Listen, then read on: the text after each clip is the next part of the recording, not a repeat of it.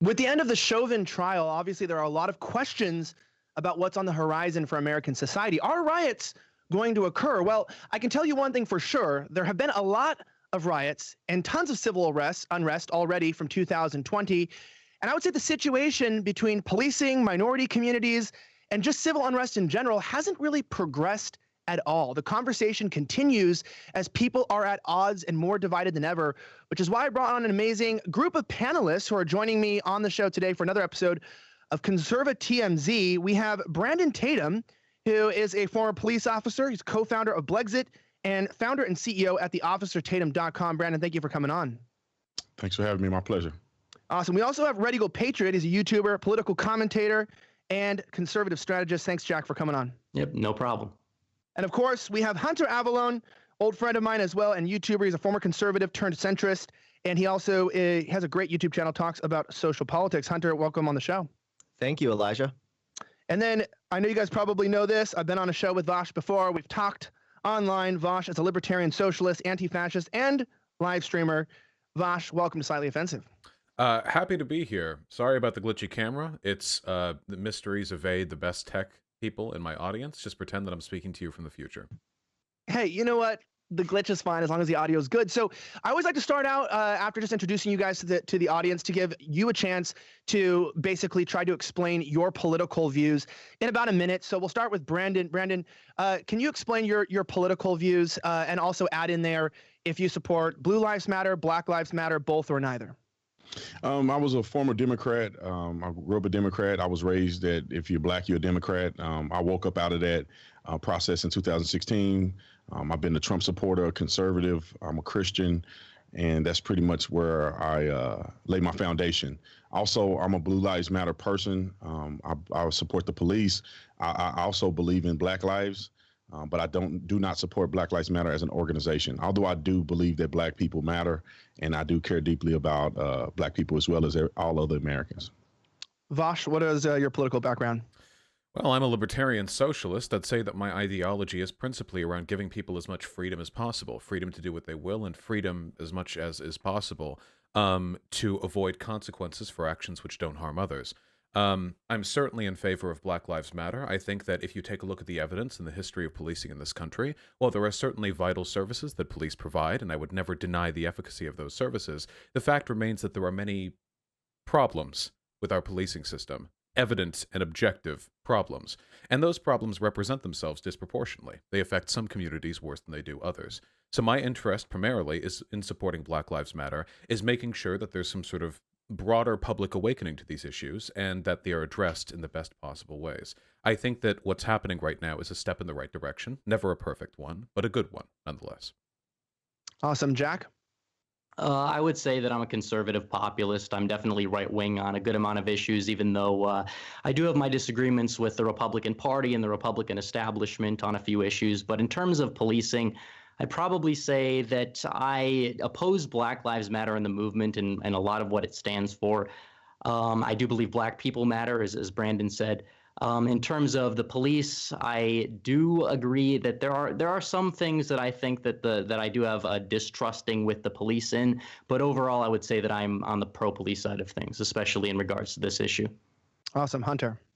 Yeah, I actually don't think this necessarily has to be a either or thing. I think that Black Lives Matter, the movement, not so much the organization, but the movement, which I do support, I think that it aims to address systemic issues, systemic racism, and systemic issues with our police force. I want to make this really clear at the beginning of this talk that my goal is not to incriminate police officers as racist, evil people, but rather, I think if we truly want to support our officers and back the blue, as we say, we need to be willing to address the broken police system. I think that there are plenty of officers who are good people, who do want to serve their communities. And although there is a police culture, like a cultural police issue as well that we'll probably talk about, I think the majority of police officers are probably trying to do what's best. But that's what's so disheartening to me, is it kind of upsets me that these good officers are manipulated by a broken system to essentially deliver racist results regardless of intent. And so, yes, I do believe that there is a disproportionate treatment when it comes to how police treat Black people as opposed to white people. I think that this is borne out pretty clearly in the data. There is just so much overwhelming consensus that there is a systemic issue here. So, yes, I think that we need to rather just address the underlying systemic issues, and we can also fix the police issues as well. Awesome, guys. Well, before we jump into the first major question, I really appreciate that. You guys get a good background on them. I want to give a huge shout out to the sponsor of today's show. This is Bag of Coffee. I know we've talked a lot about coffee companies, but this is honestly one that I not only love the coffee, but the owner as well is amazing. And I got to talk to you about them today. So Bag of Coffee is a veteran-owned business, and that's pretty awesome as well. As we're talking about first responders, we're talking for people who put their lives on the line. This man is legit. I think he's awesome, the owner, and I love the people that he employs. And on top of that, though, you're going, well, that's cool. There's a lot of great people. Why should I buy this coffee? Well, number one, this bag of coffee is a 100% Arabica BOC blend. It does not stand for bag of cocks, even though there's a cock on the front of the bag. It actually stands for bag of coffee, which I got confused on. But even better, it consists of Mexican, Ethiopian, and Honduran beans roasted to perfection by award-winning macro roasters in a recycled heat roaster. This produces probably the best, most consistent roast and flavor profile I've ever had in my life. It is delicious. It's a great way to start the morning. And you can even grind up the beans. You get ground or whole bean. You can put it in your Keurig reusable pod, whatever you want. This company supports you. They support free speech. And most importantly, if you go to bagofcoffeecompany.com, you can get 5% off your order by using the code SOB. That's SOB. But if you subscribe, you can also get an extra 5% off as well. So you get 10% off the damn best bag of coffee in America. Honestly, it's delicious. They support us, support free speech. Go to bagofcoffeecompany.com, use code SOB to get up to 10% off after you subscribe. This is the best coffee. Please get it today. So I want to jump into this. I know, Brandon, you are a former police officer. So I want to ask you this question. In general, what are your thoughts on the police, and do you feel like the policing system is racist? Well, I think it's kind of funny because I think I have a different perspective than two of the other panelists, and I'm the only Black person on here and the only former police officer. So I think that's interesting. I don't think that policing is racist at all. I think policing is probably the least racist organization probably in our system. I think they get a bad rap. I think political pundits have an agenda to push, and so they push only the narratives that they want to see put forward. If you look at the numbers, white people get killed more than Black people do by police. White people get shot more unarmed than Black people do by police. You know, we hear about George Floyd, but we never hear about Tony Tempa, who died in a very similar way as George Floyd. He didn't get a funeral, he don't have a T-shirt, and he didn't make the news. So in doing this for a living, I mean, I'm not just talking, I'm not a pundit. I've experienced it on a day-to-day basis. Most police officers want to go home to their families. Most police officers could give a care less what color of your skin. Anybody can have a gun, anybody can kill you, and everybody commits crimes. So that's just my take on it as a former police officer. Vaush, what are your thoughts? Well, unlike Mr. Tatum, I don't think that a person's race determines which beliefs they can or cannot hold. When it comes to policing, we're not talking about the individual bias of police officers here, though that does play a factor. There are racist people. What we're talking about is a system, an institution, which begets unbiased results. We have the largest prison population of any country on Earth, both proportionally and in absolute numbers. We're certainly doing something spectacular here. And when you look at the numbers, whether you're talking at the policing level, at the judicial level with regards to sentencing, or the actual incarceration, there are certain groups of people in this country who are disproportionately targeted. I think it's very unproductive to look for little data snipes. Oh, well, white people suffer in this respect and nobody talks about that. Sure, let's talk about that more then. There are white people, especially poor white people, who are also targeted by the police in massively unfair ways. I'm just looking at the broader trend and what can be done to address that. For example, the elimination of the drug war. It'd be a pretty simple, easy policy to get rid of. It's done nothing but cost the United States tens of billions of dollars, and it's led to the incredible police state that we live in today. That's a good policy that I can get behind. Is that specifically targeting Black or white people? No, but there's no denying the consequences of the drug war have disproportionately targeted some communities. And depending on whether or not you believe or disbelieve some of the testimony surrounding the Nixon administration, it seems as though that policy may have been invoked specifically to beget racial animus. So it's really up to, do you want to address the problems we have in our society, or do you feel a desire to defend groups that you already like? And for me, I would rather push for freedom. I would rather push for opportunity. Hunter, what are your thoughts? Yeah, I do think it's a little bit interesting that Brandon's opening statement was on how all his life he was told because he was black he had to be a Democrat. He made it pretty abundantly clear in the intro that he's against identity politics, but yet his first argument is invoking identity politics and suggesting that because me and Vaush are white people, we somehow don't have a good understanding of the police system. Brandon, the fact that you're a former police officer honestly terrifies me in the greatest respect. The fact that you would say this institution is the least racist institution is just laughable. Like, those are such bold claims that are just triumphed by so many different data points. I'd like to point out this one. This was an analysis on LAPD searches. Brown people were searched more, even though white people had contraband at higher rates. White and brown police officers also closely mirrored the racial LA population. So even though the police force was made up of racially diverse people, the system was still delivering racist results. So I reject your kind of application of identity politics there to begin with. And then, yeah, for you to say that there is no racist outcomes or anything from police system just isn't backed up. That's literally one analysis of the LAPD. I'd be happy to send you maybe 10 or 15 more in multiple different states as well if you're interested. Damn. I'm going to give you, Brandon, a chance to respond to that before we go to Jack. Good. Awesome. So I wasn't playing identity politics. People are saying that black people are disproportionately affected. I'm a black person in America and I have experiences. So how would you know how black people are being affected? Because I don't care what your experiences are. That's your problem right there, Let me finish speaking, please. Okay. Inside or outside of your statistical data. I mean, if you look at any of the statistics that you are trying to bring up, there's a lot of underlying reasons why black people are being patrolled more than anybody else. The government don't just go out and say, I want a black person and we just gonna put them in jail. You have to commit crimes to go to jail. So if you're committing crimes, you're going to go to jail. And just because black people are disproportionately represented in the prison system doesn't mean that they're being targeted. That means that they're committing more crimes. And when you commit more crimes, you get patrolled more. And when you patrol more, you go to jail more.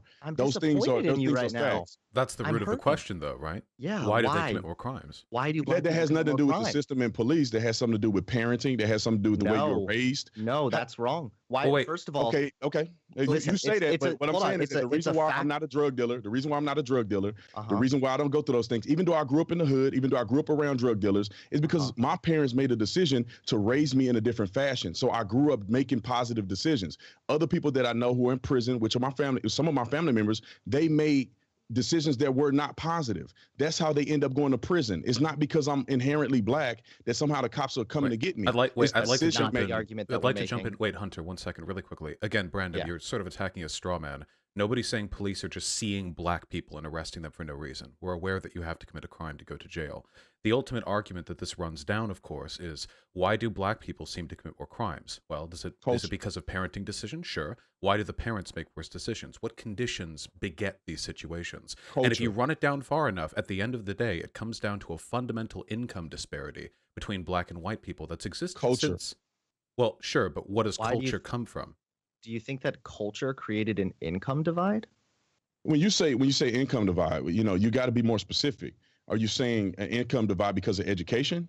Are you saying an income divide because people are choosing not to go into certain in the United States, the household income or the household wealth of a white family is approximately 40 times that of the average black family, if you take a look at the mean income. So do you think that's a product of black people's choices, or do you think that historical conditions may have led to a difference in the average wealth that might then lead to other socioeconomic issues, like the availability of quality schooling?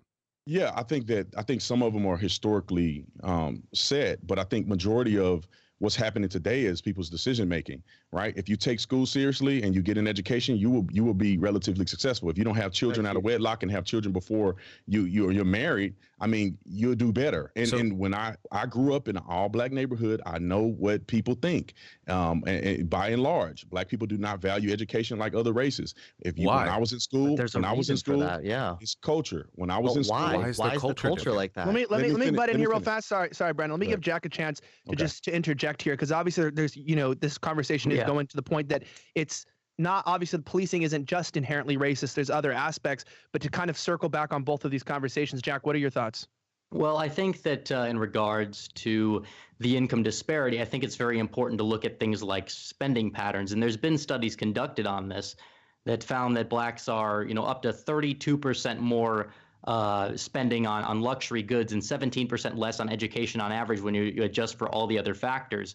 And the same study conducted by Cameron Hughes, I believe, proved that at least 20% of the racial wealth gap can be attributed to this. And there's differences in spending in terms of, differences in saving in terms of income.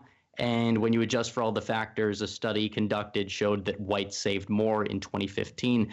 So as to why the culture is the way it is, it's just the way it is. I don't really know what caused the specific culture. It is possible that certain, events that have happened in the past, but the truth is that segregation has not happened since 1965. And the fact that the culture seems to be getting worse in terms of things like the fatherlessness rates, it's going up 3 times what it was before, despite the fact that even like the incarceration rates have remained relatively the same since then. I really fail to see where it's necessarily not personal choice in any capacity when we have these facts that back that point up. May I jump in on that very quickly? Yeah. Hey, by the way, guys, feel free to just jump in. Feel free to just jump in, and as long as you're respectful for each other, you don't got to wait for me to call on you. Gotcha. So again, this isn't about, we're not talking about individual choice not mattering. At the end of the day, we're all made up of individual choices. What we're saying is that when we're talking about communities of tens of millions of people, patterns emerge that are consequences of given environmental conditions. If you take a look at marginalized communities anywhere around the world, I mean anywhere, Muslims in the Kashmiri region in India or Uyghur Muslims in China, if you take a look at any marginalized group, you will find that for the most part, I mean overwhelmingly so, they have worse educational attainment. They have worse income attainment. And the reason for that is because no matter how hardworking any individual is, as a group, you are less likely to succeed if your family has less money, if your race has less money. So the problem that I have with what you just said, Red Eagle, is this is the hand-waving that ignores the underlying problem. As for why black culture is worse than white culture, oh, who knows? Well, we do know. It's really easy socioeconomics. The reason why black culture, if that's, we're being, of course, a little reductive there, but sure, the reason why it is the way it is because black people have had a very different set of circumstances in America than white people. And a lot of that, the only way to fix it is to address those underlying problems. We can't just wave our hands of these huge issues that affect so many people and say, oh, well, if they just made better decisions, they would fix it. No, that's never, in any point in history, fixed a huge systemic discrimination problem. Well, the only thing that does that's not even how we policy. make, just if I could add really, yeah, that's not how we make policy. Well, if one last thing really quick. The black fatherhood myth is just that, a myth. It's true that there aren't as many married fathers who live with their kids, but unmarried fathers actually live with their children about as much as white people do. I was going to say that. It's just a lack of these are numbers that people can always fluff the numbers and make them match what they want. Oh God, we're already getting into intellectualism. I'm just saying, when I was growing up, none of my cousins had their fathers actively involved in their lives. As a police officer, every juvenile, every single one, no matter what color they were, every juvenile that I arrested didn't have a father in their home. So do you think there might be a selection bias there? Because you're arresting these kids. Listen to what I'm saying. There could be, people can use the number and say, well, the fathers are in the home, but just because you're in the home don't mean you're active. They don't mean you're actively participating in your child's life. Most people who are married have a commitment to one another and they live and they're consistently together. They're not breaking up in every 5 minutes. So you have a married couples. And you can look at it in black race, you can look at it in white race. Married couples tend to do better, tend to have better outcomes, familiar outcomes, and all of those things. People who are not married are not doing the same thing. Just because you're a baby daddy and you at the house or you staying with them temporarily doesn't mean that you are focused on your children's I'd like life. to cite something really quickly from a Vox article citing a CDC data set. Blow cited CDC data that showed black fathers are more likely than their white and Hispanic counterparts to feed, eat with, bathe, diaper, dress, play with, and read to their children on a daily basis. While some of the differences in the data aren't statistically significant, the figures indicate black dads are at least as likely to remain involved in their children's lives as those of other races. So I think you might be falling to selection bias there. The kids you arrest are more likely. I think there's a Pew Research study. I think the big problem here really comes from the fact that Brandon you're making a lot of appeals to your own anecdotes, which I understand that like you know you can form your own opinions based on your own experiences, but when we're talking about overall political issues here, you can't really form those opinions on your own personal experience.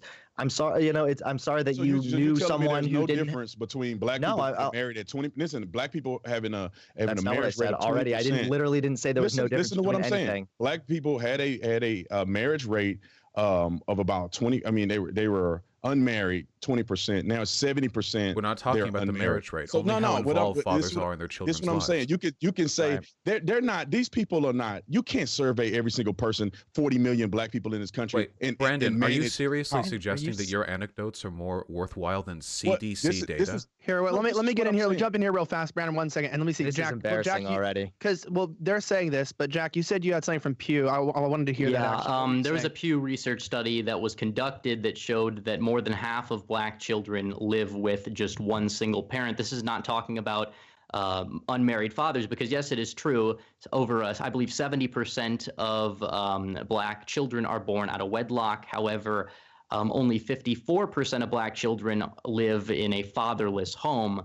And this basically shows, if you look at the data, that it's a 54% compared to whites, which are just at 19%. Now, this gap used to be a lot closer than it is now. It's gotten worse as the years have gone on. It was, 35 to 18. Now it looks like it's 54 to 19 looking at the data. So that is a massive increase. And I don't think that is a statistically insignificant data point. Even though in those other unmarried homes, you could say the fathers are more involved in their lives, it's still, I don't think, is enough to make up for the whole difference. No, So let me give an example. Let me give an example of what this may look like. I mean, we need to talk about what this look like to have a father in the home that's not your father, not married to your mama. And so if you look at the history, just myself in general, and you can interview anybody else that you No, that this you is want just a to. waste of time. I'm I sorry, can do- Brandon. I'm I not. can say- Brandon, I hold can on. say Wait, can what we I wanna actually say make on the arguments and thing. not tell I'm stories making about an our own argument lives? because you need to be able This to isn't an argument. conceptualize This is your own statistical data. story. This is your own this personal life. This is typical involvement with parents in homes. Okay, if I'm you're a parent. listen. Can if I tell you're my a story parent, next? Can you listen and stop talking over me? If you are a parent in a home and you're not married, those are circumstances that we need to look into. I had my father in my life. My father was not married to my mama. I had a stepdad. So people would say I had a father in the home. That man was not a good role model. That man was not my father. That man had really no involvement. Your in biological my father life, can be a bad role significantly. model too. So when you look at it and you say, the difference between a married couple who are committed to one another, who are involved in each other's lives, versus a baby daddy or a boyfriend that comes along that follows the statistical data of saying the guy's in the house, that does not mean that he's committed. That does not tell the full story of what's going on. Just wait, cited hold- CDC Wait, data. one second. So the example that you just provided, Tatum, kind of suggests that you think there's more inherent worth to a biological father's presence than a stepfather's presence.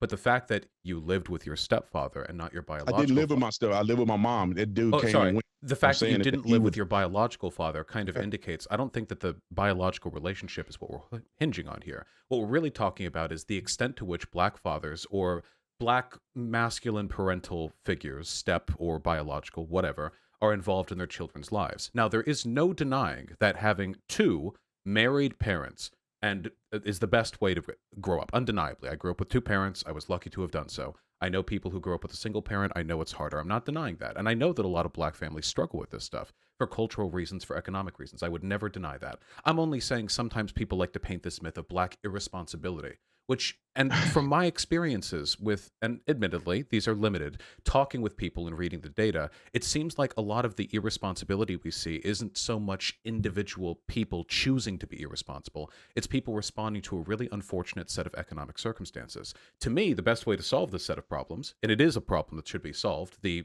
fatherlessness, the single-parent households, is to work on educational and income attainment.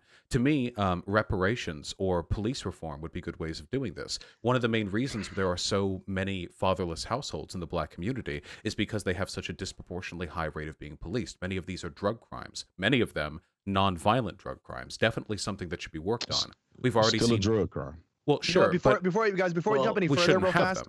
Before we jump any further, these are all good points, and I want to get into this a little more in the way that actually black people are treated by police versus white people, and understanding if there is a difference, or if that's just something that's exaggerated. We're talking a lot about anecdotes, but I want to give a huge shout out to this awesome company that has been sticking by the show and has been really providing, I would say, some fun nights. I'm talking about a wine company, but not just a wine company. This is a club that sends curated boxes of wines. They are chosen specifically and perfect for you. A lot of people get confused by wine. You don't know where to start. You go to, like, I don't know, some dinner and you're like, I don't really know what to bring. Well, why don't you let an expert help pick wines that you would like and also the people around you would like, because no one wants to drink a bottle of wine alone. There are those nights, but also too, this is a tough year and I want to make sure that you get the best wines on your table. First Leaf has award-winning wines more than anybody else in this business, and there's no guesswork, no misguided recommendations from somebody who's telling you what to get. Each wine shipment is entirely customized to your unique palate and preferences, and they work directly with the world's best winemakers, not only to find the best wine available, but to pass on that savings to you.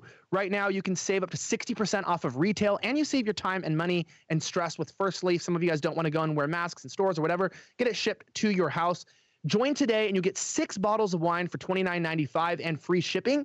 Just go to tryfirstleaf.com/offensive. That's tryfirstleaf.com/offensive and get 6 bottles of wine for $29.95 and free shipping. Anyway, go to tryfirstleaf.com/offensive. I'll tell you personally, I like white wine better than red wine. They pick out the best selections of wine. Have a bottle right here. It's amazing. It tastes good. It's delicious. And I encourage you to try it. Sign up today and get the best wine right curated to your taste. All right, guys, so as we jump to the next, I got to kind of switch the question here. We're kind of talking a lot about the black community, and this is very important. Do you think that because we're talking about choices, is the black community treated differently by police, or does the black community have a systemic crime problem, which is why they're treated or policed more, as people might say? Let's go to Hunter. I'll take this one. Yeah. I think that it's both. And I'm glad that I get a chance here to talk for just a second, because I wanted to say, I really want to point out something, and that is that the close relationship between poverty and crime.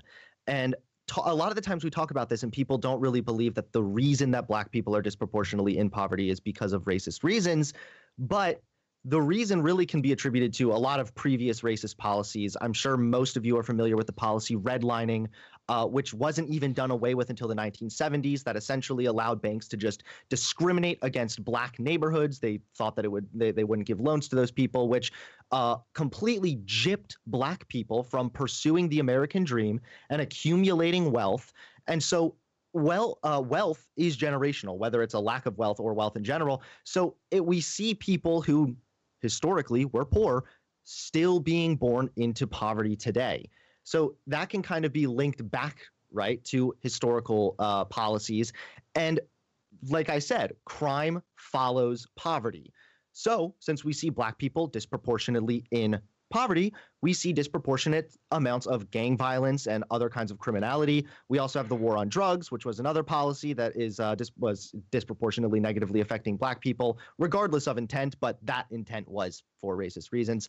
So yeah, I think that it's really it's an overwhelming thing that people don't like to talk about. It's a lot easier to just point fingers and say, oh, black people stop committing crime, or oh, this, oh, that. But what it really comes down to is addressing the poverty gap that is there because of racist reasons, and that will reduce crime. And again, that's not even getting into the actual systemic issues within our police force also. But I don't want to talk for too long, so yeah. I'll go ahead. Well, you're not going to address poverty by just throwing money at the problem. If you look at some that's of the not most, what I said. Okay, well, I'm just saying in general, if you did mention, I mean, earlier we talked about reparations a little bit. But in terms of redlining, I mean, the Irish people were redlined, Croatians were redlined, Jewish people were redlined, Armenians were redlined, but they still didn't exactly see the same negative redlining. It wasn't just well, exactly, but you said it was again subjected to a lot of very unique circumstances. Yeah, and I think that, let's look at it like this. I think, you have statistical data that you can look at. Obviously, that's not the totality of what's going on. You have to look at actual happenings that go on, people that live in the community, their experiences. When you talk about redlining and stuff like that, yeah, some of those have a somewhat of a factor. But I think people are giving too much weight to racist policy and redlining. We need to stop trying to find these excuses and look at it on an individual level, and that's how you fix things. You say, why are young brothers, make policies or address system. Listen, listen, why are young brothers out here selling drugs, right? Do you know of anybody that sell drugs? Ask anybody on this panel. Do you know of any white black people are person that more sells likely to drugs? sell No, I'm drugs talking about than a black actually person that do sells drugs. statistically, right? Do you know a black person that sells drugs? Sure. Yeah. No. I know one. You have? Do you? Okay, if you do, then you can very well figure out the reason why these things are happening. Not all people They're that are trying to selling pay for drugs sell college. drugs because they're not selling drugs because they're poor. They're not selling drugs because they don't have enough money to go to college. It's a They were, cultural though. thing. Every person that I Wait. knew that sold drugs, they sold so many drugs things because wrong they with wanted this. to make a lot of money. It wasn't because they needed to feed their family. They wanted to make a lot of money. They Okay, didn't want to wait. go to a 9 to 5. So what Hold do we on. want to start with? Wait, first? really quick, Hunter, really quickly. Okay, I think Yes. this is an extremely anti-intellectual way of looking at systemic problems. No, I don't you're only looking at it one way. You have no real examples. You're looking at stats and you're What- trying to hold build on. arguments. Statistics So tell wait. us about real examples. No, but they don't. But you're not. You please, don't know please. anybody that sells drugs. You're Wait, looking hold at on. stats. Examples. Let me get I Vaush. wanna Let's be give Vaush a chance clear here. about this. Examples are, to be perfectly clear, meaningless when we're talking about large systemic issues. They are utterly worthless. Depending on you and your personal experiences, you can pull out any lesson in the world from your personal experiences. The only black guy I've ever met who sold drugs did so because his family was broke as shit and he wanted to go to a good college. But you say your experiences are different. Well, since we're only relying on experiential evidence here, anecdotal evidence, we don't really have anything. The only thing we can really look at here that gives us a solution is data. And the fact of the matter is that there is a lot of evidence which points to the idea that the problems the black community experiences is downstream of systemic discrimination. There's a reason why nobody. You could say, you could use your statistical data or whatnot. I grew up. I'm just telling you, this is important too. I grew up black my whole life, and I've been around black people. Nobody's talking about the stuff that you're talking You're about. invoking Okay, identity politics again, and also that's irrelevant. You go interview. I a really person like on the what street Vaush right had now. to say there They're about not how. going to talk to you about redlining. They're not going to talk to you about racism. So what? They're going to talk to you about Wait, opportunities. really quick. in the Again, community. that's because individuals don't tend to look at things in a systemic manner, which is why you don't go to the street and ask individuals what kind of policies they would want to fix their neighborhoods.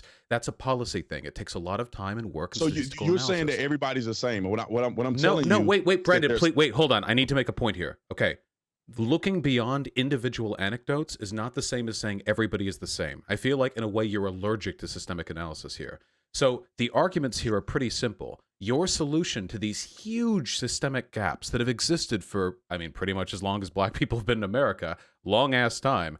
These gaps, your solution to it is everyone needs to try harder, work harder. But I think your animosity to these issues was suggested by something that you said rather errantly just a couple minutes ago. I pointed out that millions of people have been locked up at some point or another for nonviolent drug crimes. And you said, but they're still drug crimes. I know they are. But why are nonviolent drug offenders getting sent to prison? You don't think to question why these systems are the way they are. You're saying, let's look at this broad swath of people. We're talking about tens of millions of people. And we can't, and you have no solutions, brother. Wait, hold on. What's your solution? Address solutions if you're not willing to acknowledge the problem. Mr. Tatum, what's your solution to the black-white income gap? Black-white income gap. Like, so when I'm giving you my personal experience of when I grew up. What's your solution? What policy? Okay, what would What's your you? solution? Listen, this is what I'm saying. I have solution. I can answer this. When I was growing up, if I had more positive role models that were doing things, that were positive people that were doing things outside of playing sports and rapping, I think I would have perceived things differently. I would have tried to go into different professions. How do you get more positive role models? role Football is a dying models? sport. We were told, when I'm growing up, we were told that football is the way out. Sports is the only way to go. All the people that we idolize are athletes. We don't see examples of other people doing things that are positive. So representation, black representation in media. No, what I'm saying is that it's not about the media. It's not just about the media, just because said- black actors play traditional black roles. They don't play roles. They don't fight for roles that put black people in a positive light. Wait, yes. Let me give you an example.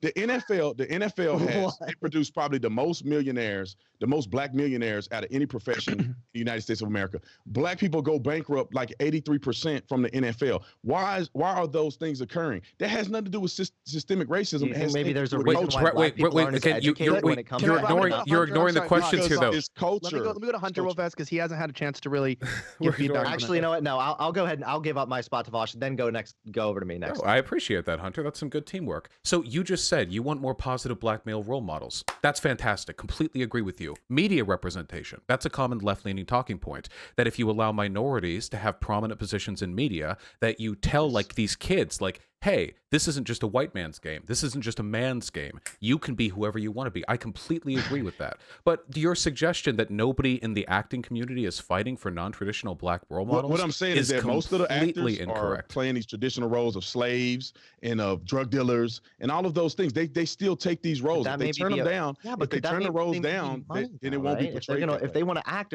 could that be a problem with Hollywood? Maybe only making movies about black people that have them as slaves and football players. We could say that there's a problem with Hollywood only soliciting actors, and we could say there's a problem that black actors are taking these roles, perpetuating the myth of the way black people are represented. So you don't. So you do believe in positive black representation in media, like you'd push for that actively. If you earn it, yeah, I agree. Okay, I agree. I completely agree without any strings attached. I think that's fantastic, and that's also a systemic solution, because tens of millions of black kids are going to grow up seeing these people on TV. You know, like a positive black male role model. I don't know, Idris Elba as Bond, whatever comes up to the top of your head, and they're going to see that and think, wow, okay, we're not just represented by rap artists, football players, and slaves in Hollywood historical periods. We can be whatever we want to be. I completely agree with that. These are the kinds of solutions that I like looking towards, because they're actionable.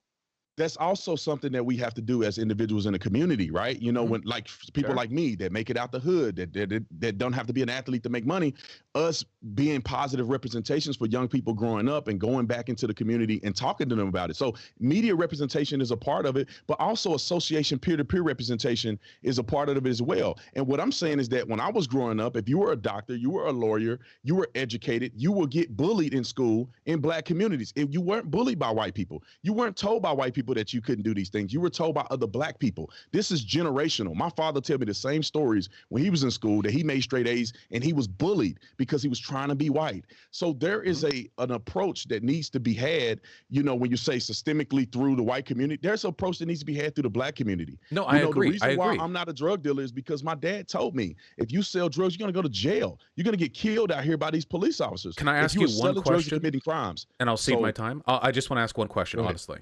So you say that the availability of positive black male role models is something that you think could make a difference, not like a total difference, but some kind of difference.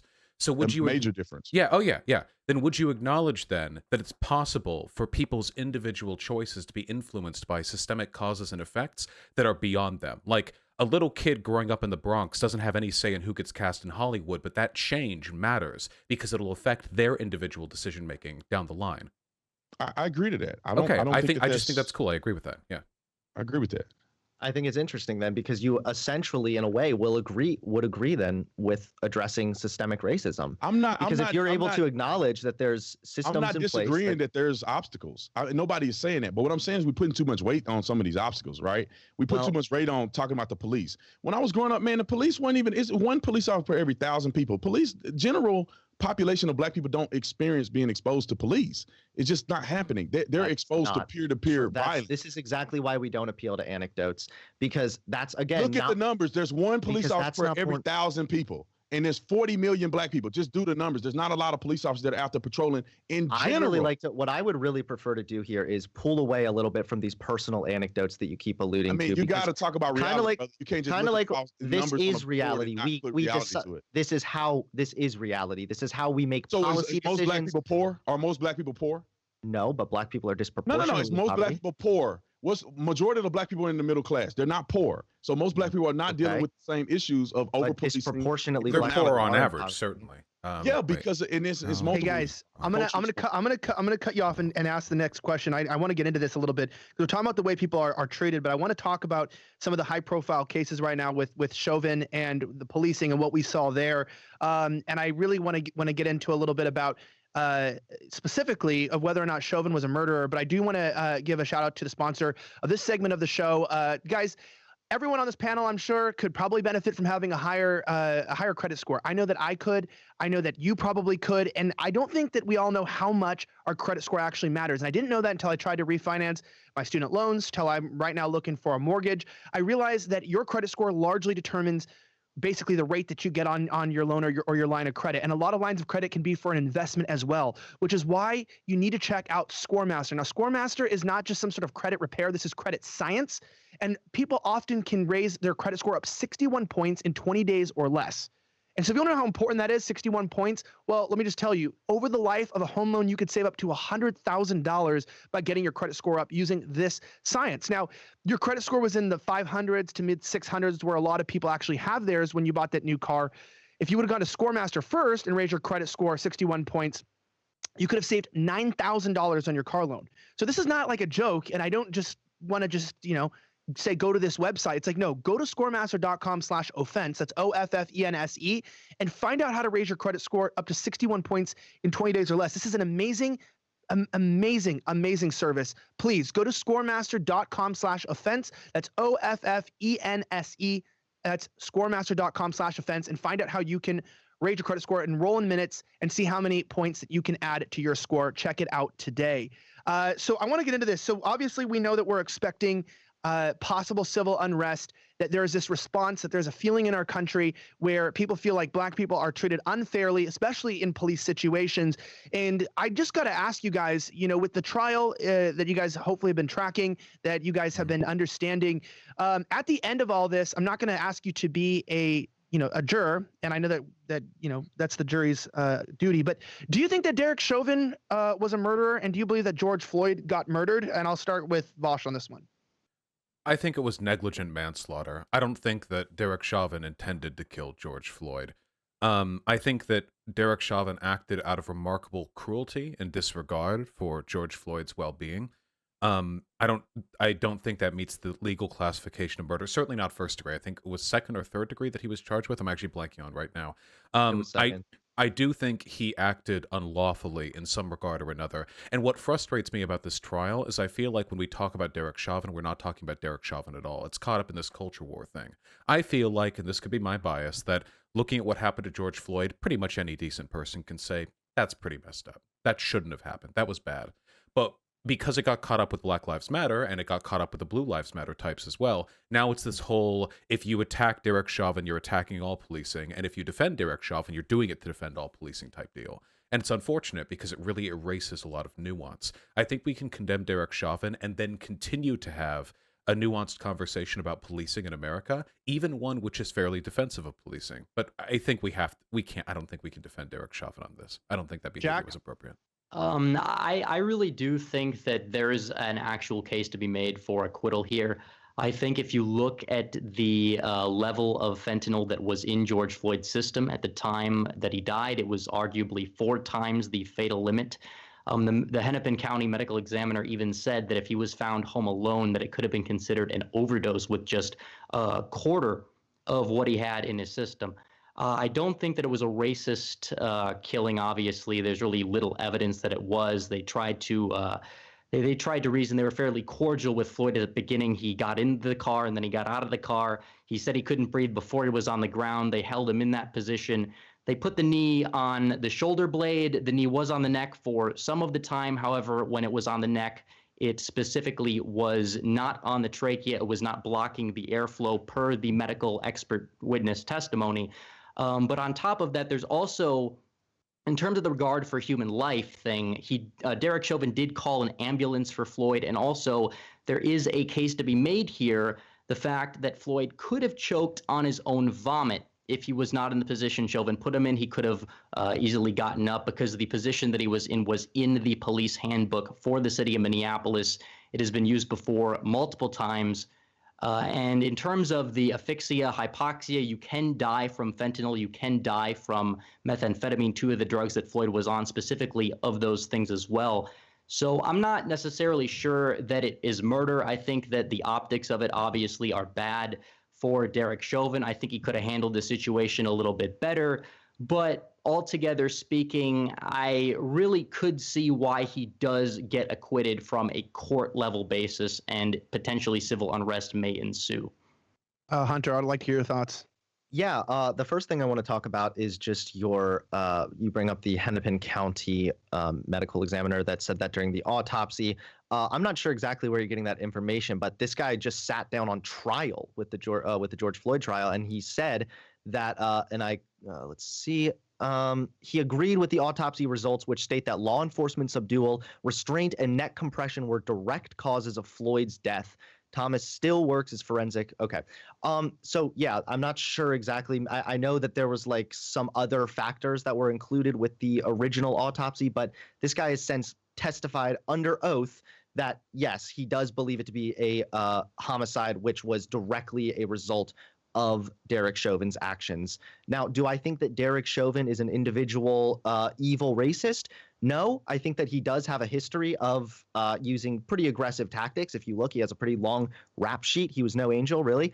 But at the same time, I think that a lot of the times people are mad here, not because they're mad here because this is, again, indicative of an underlying problem, right? It's Black people are disproportionately victimized by police. So when we see this happen, it garners a large amount of outrage. And I think that's really why there's so much outrage around things that happen like George Floyd and Daunte Wright and everything else. We can get down in the nitty gritties of each individual case, but at the end of the day, it's really an indicative issue of a systemic problem. Why are Black people disproportionately being victimized by police brutality? That's really the question here. Yeah, Brandon, what's your thoughts? I think it's a product of systemic brainwashing because if you look at the stats, it's not necessarily the case. Now, when we talk about this case, I think that there is a argument for acquittal. I think Chauvin is an idiot. I think that he should have done things differently. As a former police officer, I would have never done that, man. I think I would have played into the camera more. I would have been more compassionate, at least the appearance of compassion, knowing that I'm a white man on a Black man's neck, or whatever the case may be. I think that Chauvin should have handled it differently. Funny thing is, nobody's talking about George Floyd. And George Floyd should have handled it differently as well. I mean, there's no reason for you to be ingesting illegal drugs to fatal levels, trying to buy stuff with stolen money and resisting arrest. I mean, if you don't do any of those things, you don't end up on the ground. You don't end up in police custody if you're not doing things on his side. So I think there's an argument. I think there's an argument to talk about and critique the police actions. And I think there's an argument to critique George Floyd's actions. And I also think that there could be an acquittal based on the totality of circumstances that I've seen, based on the burden of proven beyond a reasonable doubt. I just want to say it's the responsibility of the police to encounter people in their worst moments. I don't think the fact that they're at their worst moments is a justification for irresponsible behavior. You don't get there. You don't get. It's not the police job for you to commit crimes. You're supposed to do your part. We're not and saying if things happen, if things go south while you are resisting arrest. But if you go down that road, you can justify almost any impropriety on the part of police. Wait, Tatum, please. You can justify almost anything because you can say, oh, well, that guy shouldn't have been doing X, Y. Well, it's the cop's job to deal with people. You're taking my argument out of context. What I'm saying is that if you want to see these things changed, you could take accountability as an individual to not put yourself in these positions. However, do you think that being a drug addict is worthy of the death sentence? Would you sentence someone who's a drug addict to death? Is anybody talking about somebody worthy of death sentence? Where do we talk about? Yes, we're talking about George Floyd, who was killed. You just brought up the fact that who said that his drug use was a death sentence? No, I'm asking. You brought up. I never said that. We're not going to entertain that because it's bullcrap. Well, to be fair, he didn't ingest a fatal level of the drug. To be fair, wait, stop. First of all, we have testimony from the trial, and there have been multiple autopsies determining that it was restriction of his airflow that led to his death. Yeah, and there's many that have been contradictory too. There's many statements that have been wait, hold on. Cross-examined. Please. The information that came out, these are people who testified under oath. We are dealing with the trial right now. This is the seminal moment to determine the criminality of Derek Chauvin's behavior and to determine what led to George Floyd's death. And in the context of this trial, where people are legally accountable for their statements, they are saying that the toxicology report did not indicate that it was a drug overdose. And frankly, by the way, just because a person is in a medically compromised state, which I would certainly say having fentanyl in your blood is, that does not justify a police officer engaging in behavior which leads to your death. Even if you were, say, for example... Nobody's saying that. That's not the argument that's made. Why are you jumping to that conclusion? What I'm saying is that if I was George Floyd and I wanted to prevent this from happening, I wouldn't commit crimes that necessitate police responding to me in case they make a mistake. Listen to what I'm saying. This is how you avoid. If I was a police officer and I didn't want to end up like Chauvin, then I would do things differently than Chauvin. Why can't we have a conversation about both sides? I'm trying to have a conversation about both sides, but we're specifically talking. Wait, hold on. Wait, please. I'm just trying to, because we're getting really angry over this. I don't know why we're so triggered over this. Because you're wasting George time. Floyd. Give both people an honest perspective. You're interrupting me every time I try to make a point. So we are wasting time. I agree with that. George Floyd isn't on trial. He's dead. Did he make bad decisions? Obviously, I think anyone who's familiar with that man's history knows that he was no stranger to making bad decisions. You'll find most criminals have made bad decisions. The specific thing we are talking about here is police. His bad decisions are on trial. Is police behavior what is or is not acceptable? His bad decisions were on trial. Tatum, please. His use of drugs is on trial. Did he die from the drug overdose or not? That's on trial. Well, the testimony has indicated that it was not the fentanyl No, there was that led to his cross-examination that... If I could just wait. I need to finish making this point. Please. Wait, Hunter, Tatum, please. We are not in the business of determining whether or not different choices made by a dead person who interacted with police could have led to a better outcome. We are specifically talking about the police officer here. If you want We're talking about his drug use. If you want to talk about, all people have been talking about is his drug use. This is not an unspoken question. Did he die from an overdose or did he die? That has already been determined by evidence here. Well, I think we'll leave it up to the court we'll leave it up to the jury to determine that this week, actually, because there was cross-examination. There are different people that have different perspectives on the issue. Some of the expert witnesses have said that they do believe that Floyd could have died from an overdose. There are several expert witnesses that have said the opposite. So I think we'll have to wait and see what the jury exactly has to say on this topic. The jury determines. Wait, hold on. Wait, that's not. Wait, hold on. That's not how our legal system works.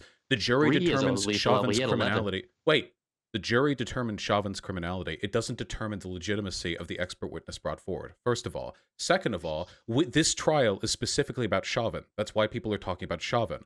Third of all, if you want to talk about George Floyd, let's talk about things like drug abuse, drug overdoses, and criminality. What can we do to reduce these things? It turns out the greatest indicator of those types of behaviors is income inequality. Man, quit making excuses about income. You don't smoke We're crack. not making excuses. If you want to solve this problem, wait, the problem is, Tatum, the problem is you have the mentality of a child on these issues. If you want to fix social problems, you need social solutions. You can't just cross your arms and go, well, people should have made better decisions. On that day. Wait, hold on. Can I finish making a point without you getting triggered and interrupting me? Can I finish? Is that possible? Man, you guys. Can you? Do you have? Is this the the famed self-control of a police officer here? Can't even let a sentence be finished? You're just too soft for me to. If you want to fix, why are you being soft? A social problem. You have to employ a social solution. Your solution is crossing your arms and saying, well, why don't people make better decisions? This is the reaction of a child. This is a childish mentality, Tatum. This doesn't fix problems. I agree. And I also, if I could just ask also, if you go ahead, we got to let Hunter jump in. I just want to ask really quick, Brandon, if you think it really does come down to personal responsibility and decisions being made and everything else, then do you want to answer why are black people disproportionately making bad decisions? Why? I just told you, and you don't want to hear me. I'm saying is the leadership, the male leadership in the black community is a big problem. Why is that? You can use all your stats all you want. It's a big problem. These young people don't have guidance. Why do you think a man just ran up on a 7-year-old in Chicago and gunned down somebody in a car? They don't have male leadership. Nobody's teaching these boys to be men and not running around killing each other. Why? You can cry why all you want. No, why? Wait. Do you want to solve the problem or bitch about it? Why? Why is it happening? The solving of the problem is addressing the fact that these men need to be better leaders in the community. How do we do that? You can't. White people have nothing to do with this. That's not how you address things via you policy, address things. You realize that, right? You address it because you admit that this is the problem. This boy's father is not for instance, Dante Wright. This kid is 20 years old and he's on waving guns, robbing people at gunpoint. He does not have male leadership. People keep blaming white people in the police. How do you fix it? How do you fix it is, okay, let's start from ground zero. When you are talking about changing things in the community, stop wasting your time about white supremacy and white privilege. Talk to these young people about making positive decisions when they're in school. Get your education. Who's going to talk to them? Get married before you have children. Have a lower education. Get married before you have children. I went to an all-black. How are you going to make them do this? Wait, Brandon. I really just want to cut in really quickly because you say part of the thing you're saying is go to school, get a job, and all of these things I agree with, but black people are still disproportionately facing. Hold on, wait, stop. Let me explain you about a black person going to a black school. Are you still a police officer? Because you seem really bad at handling crisis. I think you'd be probably shot me dead at this point. I'm talking little boys right now, bro. You're not a crisis. Yeah, says the guy that's been using a childish argument the entire time. That let's just start telling people not to do things that are bad, guys. Listen, if we want to address your daddy should tell you. Did your daddy address a systemic issue, if we want to address it, you shouldn't break the law. Did your daddy tell you shouldn't break the law? Yeah. Okay, that's exactly what I'm telling you. This is what So we how do we Black change people are that? Yeah, Do we this is just- what I mean. Is you? This is let a me ask that virtue question, signal. Hunter. Let me ask that as we because I want to come to a good conclusion here. Obviously, the thoughts are out there, but let's end on that with the conclusion of actually what are the solutions here. Like, it's one thing, I think Vaush said it. We could sit around and bitch at each other all day on what's this or that, but realistically speaking, I mean, everyone in this room has a YouTube channel. You have influence, you have a following. There's people from all different political backgrounds watching this.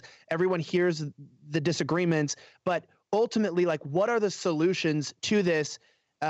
Because it looks like rioting hasn't really helped as much as I think people wanted it to. Can I jump in after? Let's go with Hunter. Let's start with Hunter there. Oh, yeah, sure. I mean, I'll even address the riots. A lot of this, again, stems from systemic issues. Even rioting, for example, is a result of civil unrest, which is a result of police killing Black people, which is a result of the income gap, which is a result of racist policies of the past. It's not that complicated. I know it might be for you, Brandon, since you have I don't know, like Martin Luther King didn't do way of this. thinking of things here. Martin Luther But King didn't do this. If we first, do you really? Hunter, Okay. just finish up your solutions.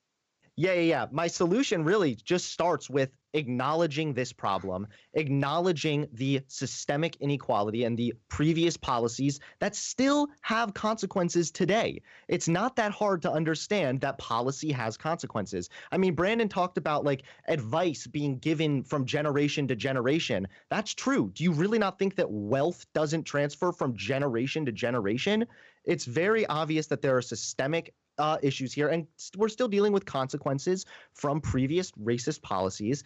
And I just want to address that. My solution would be to invest in some of those areas, try and help them get out of poverty, obviously, as much as possible, get rid of using tax dollars to fund schools. Part of the problem right now is you have poor communities, then they pay less in taxes, which means less funding to schools, which again, Brandon, that means that Black people have a harder time pursuing a better education. I think that there are a lot of different ways that we could go about addressing this, but the way that we do not address this is just say, well, everybody should just start making better choices, even though for whatever reason they haven't been making better choices for the last decades. Can I make a couple of policy well, suggestions? No, with no accusations thrown out here or anything like that. You already suggested one that I agree with, Brandon Tatum. You said that if there are more positive Black male role models in Hollywood, well, part of that would be getting, in all likelihood, white producers to choose to make different movies, star some roles for Black people that aren't all historical slave pieces or football stories or what have you. So that's part of it. But broadly speaking, what about no longer tying the funding of schools to the zip code or the district that they're in, and rather have it spread out citywide? The problem with the current system is that it amplifies the effects of redlining. You're born in a poor neighborhood. Poor neighborhoods mean low taxes from housing, which means your school is poor, which means poor education. We can address that. We can try to implement a broader city works program. One of the bigger issues that we have is that cars are really expensive. I think a car-friendly source indicated the average expense of owning a car totaled up to around $7,000 a year between purchasing it, maintaining it, paying for gas, damages, what have you. So better public transportation would make it easier for poorer people to get around. Now, this is not a reparations policy. This is not race targeted, but it would address inequality. These are policies that would also increase the American GDP, because the easier it is for poor people to move around, the easier it is for them to find new jobs and buy things. This would benefit everyone. And I mean white, Black, wealthy, poor. Everyone would benefit from this. There are a lot of really simple policies that we can implement that would improve the lives of everyone in our country. We just don't do it because I don't know. I don't know why we don't do some of these things. Because I think it's a theory that people think about. Have you ever lived in a poor community? It works, and there's evidence that it works. And your anecdotes to living in a poor community do not change the fact that it's been shown to work. All I'm saying is that I grew up in a poor community. People roaches in their house. I ain't never seen a person didn't have a car. Like, people have cars. I mean, I don't know what you your think anecdotes about. are not. Let me give an example. I grew up in an all poor neighborhood, and everybody had a car. I didn't know people that didn't have a car. And the school bus would drive around and pick kids up from school, or you walk to school. I went to a poor all Black school where most people didn't even graduate. However, what I'm saying is that what is the difference between people that graduated from that same school and went to college with scholarships academically versus the people who dropped out? That had nothing to do with systemic problems. It had something to do with your parent making a decision to support you more. prioritizing education. Why do fewer parents just support their children in black communities than white communities then? I don't know about white community. I never lived in a white community. However, I can tell you what why happens. Why are black people so much poorer than white people? It's not because it's not prioritized. It's not prioritized. So for it's some just reason, all prioritized in white areas. I don't know what it's like to live in a white area. All I'm telling you, anecdotes aren't how we arrive at what's policy happening in the black community. Do you realize you're the one saying that white people prioritize education more than black people? This is the loop we're going to run in forever. It is true statistically. Back to the study that I was citing earlier, black families, when you adjust for all factors, on average, they spend 32% more than white families on luxury goods, and they spend 17% less on education. This doesn't account for a 40 times household wealth gap. In all likelihood, people who are more disproportionately poor tend to do that because there's less for them. You keep making excuses. Wait, hold on. Explanations are not excuses. You want to remain ignorant because it absolves you of responsibility for understanding these problems, Tatum.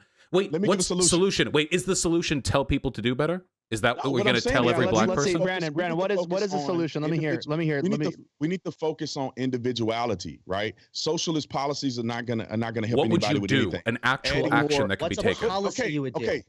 So when you talk about all of these things have to go on a fundamental level, right? What I do on my social media platform and what we do in the community when we go and do things in Blexit, 40-some chapters all over the country, is we go into the communities and we feed people, but we also tell them and give them a better way of life. Tell young people, encourage them to go to school. We have an after-school program that we're starting to help out with the families. Those starting after-school programs. That's a policy that I can agree with. But I'm saying, that's what we're doing. We're not dependent on the government to do that because they never do it right. So we do that. People who are affluent, who are African American. Mutual aid. That's a socialist policy right there. People who are African, who are African American, who are successful, have to start giving back and have to start doing things in the community, showing young people how to, like, we have a program that we do the Black every year. Panther Party. Are you pro Black Panther Party?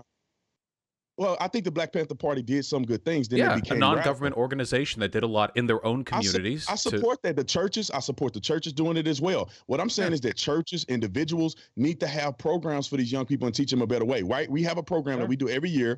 My stepmama does it in Waco, Texas. We invite young people from the community, poor people in the community. We teach them about taxes. Teach them about building their credit. We teach them about how to get a job, how to apply for a job, how to interview, how to write a resume. All of those things are things that we need to do as individuals, helping out on micro levels. What about? Can I just really quick? I agree with all of that. Yeah. I agree with all of that, but the problem is that it's not an either or thing. Individuals should take personal responsibility and do the best that they can do in the circumstances that they are in, but that's not enough for addressing systemic issues when we're talking about large groups of people. Tax Let's credit? talk about it like this. Hey, guys, I'm gonna have to cut you off for a second. I need to hear Jack's solution here. Jack, with everything they're even saying, not only do you agree or disagree, but what would you say would actually be a solution? Specifically, I know everyone's a millennial except Hunter. Are you a millennial or are you Gen Z? I'm a Zoomer. So you're Zoomer. I think I'm Gen Z. I like him 1 year younger, so I just missed it. Cool. So yeah, so Sorry, you're younger. Vaush. Your audience is young, and I mean, a lot of people have heard the arguments. But what's your solutions to this?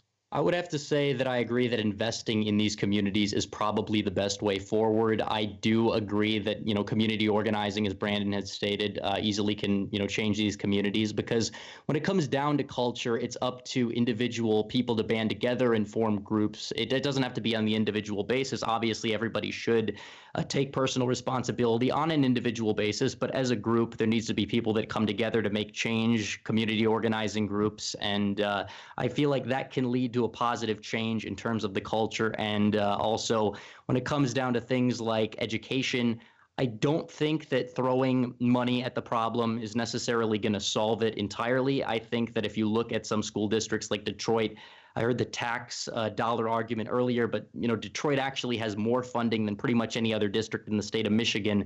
And it really hasn't solved the problem whatsoever. I think that investing in schools, investing in communities, I think that is a much better solution, and I think it will work in the long run 100%. Yeah. Vaush, I don't think you got to give your I think with Vaush on that with the policies, like, I'm kind of getting this because we could go on with this forever, and I know that I heard on Vaush's stream he's not super stoked at coming back, but I hope that you No, guys wait, would I come was back I with was just people who angry. I just like live streaming. Don't worry. I was just okay, angry. yeah, because I would hope I'm hoping to do another one of these, maybe even next week. Maybe we can even get some of the same people, but I want to do one a little bit on the rioting and the solutions of what we're seeing in society and how, like, civil unrest and those kinds of things.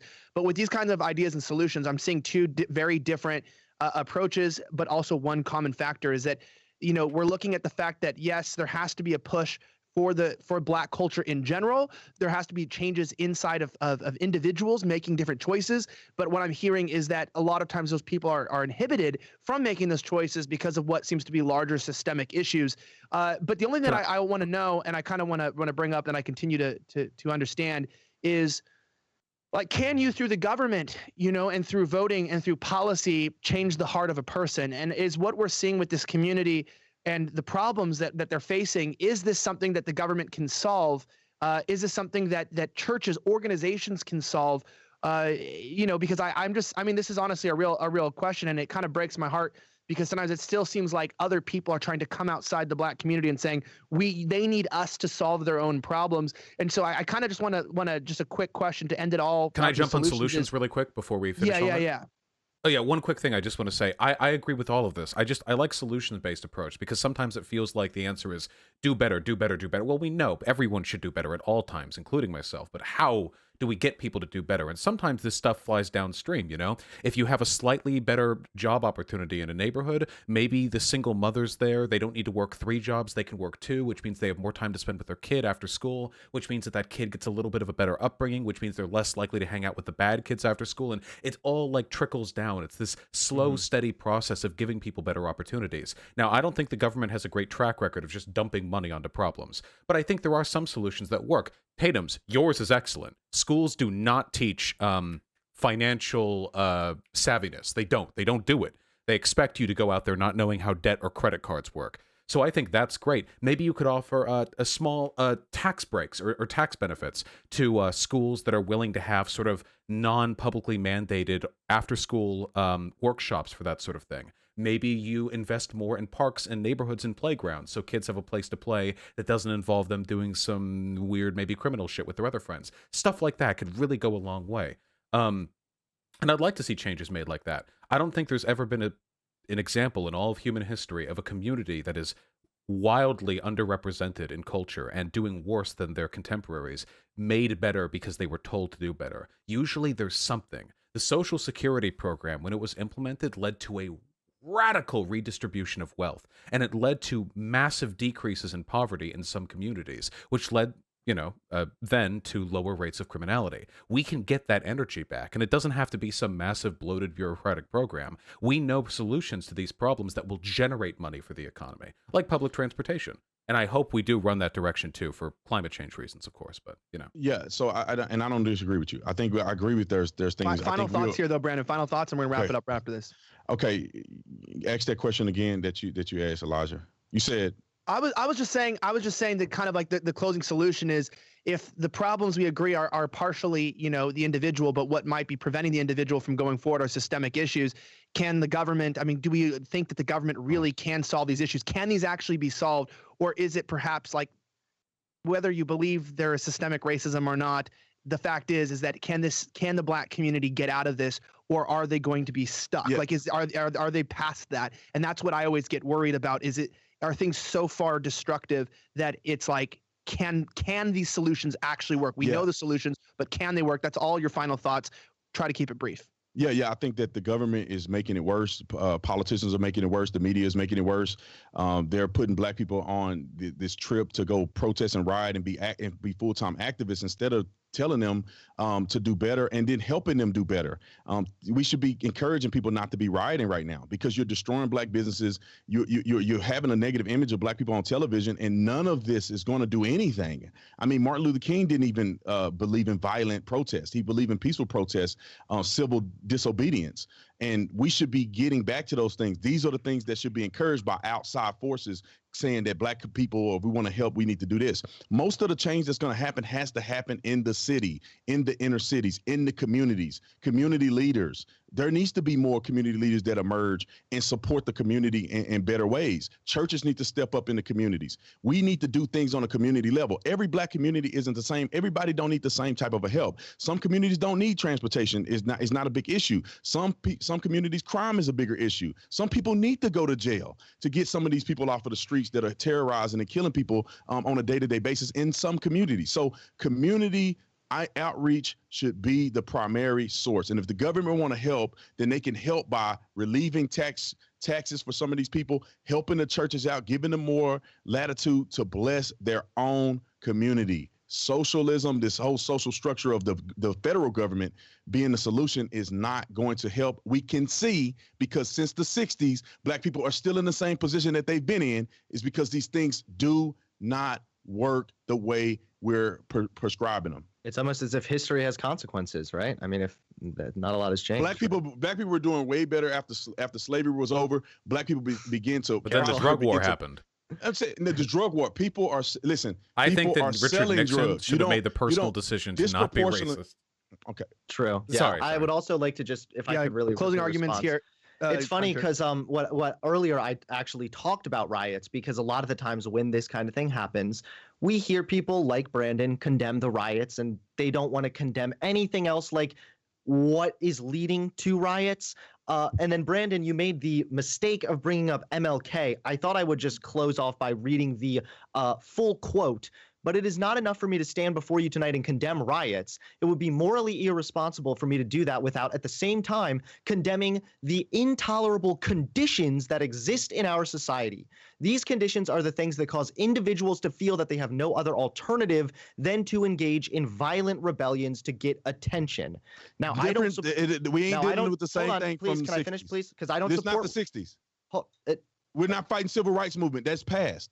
Civil Rights Act was passed. We're still having the Civil Rights Act was passed. There's no. I would like to finish my point here. I just think Brandon, let's let Hunter finish his. I just think that it's very clear that you're misinterpreting MLK to support your own dumb conservative agenda, when at the end of the day, MLK made it crystal clear that the way that you fix rioting is by addressing the underlying systemic issues that lead to the civil unrest that lead to rioting. He didn't riot. He didn't riot. There were riots during the civil rights movement. I didn't say he rioted. All right, guys. First of all, he didn't riot. Second of all, a common talking point of people who were against civil rights back then was actually that MLK was super violent and he was always destroying cities. No, he didn't. You sound very similar, man. Good job. Oh yeah. All right. So guys, I don't want to. I know we could continue to talk about this, but just that on that last point, I want to give Jack and Vaush a second to just comment briefly on that. Go ahead, Vaush, and then Jack, and then we'll wrap up. Yeah, final statement. I don't think that anyone here wants the problems in the black community to continue. I think that we're trustful and distrustful of different solutions because of different pieces of evidence that have been made available to us, different life experiences, but I'm glad that we're unified fundamentally in the same goal. I hope that with time, we will come to recognize, or at least believe, that some problems can't be solved with a bootstraps mentality. Individuals can. I believe that an individual kid in the worst of circumstances can do amazing things. Look at Ilhan Omar, a refugee who came here and is now a United States Congresswoman. That's extraordinary. Did so while being a mother. I mean, I'm not that hardworking. I couldn't have done that. I really do have a lot of respect for human tenacity. But we're playing a stats game when we're talking about millions of people. And it's always easier when the life put in front of you doesn't have as many roadblocks. So whether we're addressing that through community-based issues, the way Brandon Tatum suggests, or the way the Black Panther Party did, who are themselves not a big fan of big government because they kept getting killed by the government, or we're dealing with it through like broader welfare policies or social wealth redistribution, which I think has its place, though it definitely sometimes is misused by the government. Cities reappropriate funds, spend them poorly, dump money onto problems that don't get solved. As long as we're working to solve the same basic problems, I'm heartened by that. And I'm happy to have been here, and thank you very much. Awesome, Jack? Yes, I actually do agree quite a bit in terms of the community-based approach. I think that if we're going to involve the government, in many cases, it would involve getting the government out of the way. But altogether, I was actually surprised to see that even though we may disagree with what is actually causing the issues at hand and what exactly is the main cause of everything. I think that we agree that the problems do exist, and I think that we all do want to fix the problems somehow. And I think that in terms of fixing the problems, I think that getting the government out of the way in many instances and looking for a more investments-based approach, that would probably be my main solution. Awesome, guys. So Jack, this is Jack from Ready Go Politics. We have Brandon Tatum, as I mentioned earlier. You can check out his website. We also have Vaush and Hunter. All of the links to their social media. Next time. What? I'll fix my cam next time. Yeah. I look like crap. I can see it down there. Yeah. I like this, and I hope you guys know and could understand. I think we've sort of lost recently in YouTube. The left and right sort of stopped talking to each other as much as they used to, especially from networks and different things. It's become increasingly polarized. And so the point of all this, if you're watching, if you're one of my blind viewers and you're listening on the podcast, I just want to remind you that you can leave a 5-star review. It really helps out the show a lot. You go to Apple Podcasts, Spotify, subscribe. We're trying to get the audio downloads up. When you leave a review, it lets people know that you love the show. As you know, we're completely demonetized on YouTube and a lot of places, and we really like to just continue to provide the show for you and continue to bring it up. And it lets Blaze and everyone know that you love the show by your reviews. A lot of you guys have been really supporting. But anyways, to Vaush, to Hunter, to Jack, and to Brandon, thank you guys so much for coming on in a time where people will refuse to speak to each other on a public platform. We look forward to having you guys back again. Thank you. Thank you very much. And Hunter, you're my bro. I love you very much. Love to have you in the stream in the future. Likewise, Ready Go, Brandon Tatum. If either of you would like to speak in the future, I'm more than down. Yeah, I was going to say that too. Brandon, I would love to just, even if you were ever interested in just having like a one-on-one chat for like half an hour to an hour, I would totally be down. So yeah. Okay, cool. Everyone be well. Take care.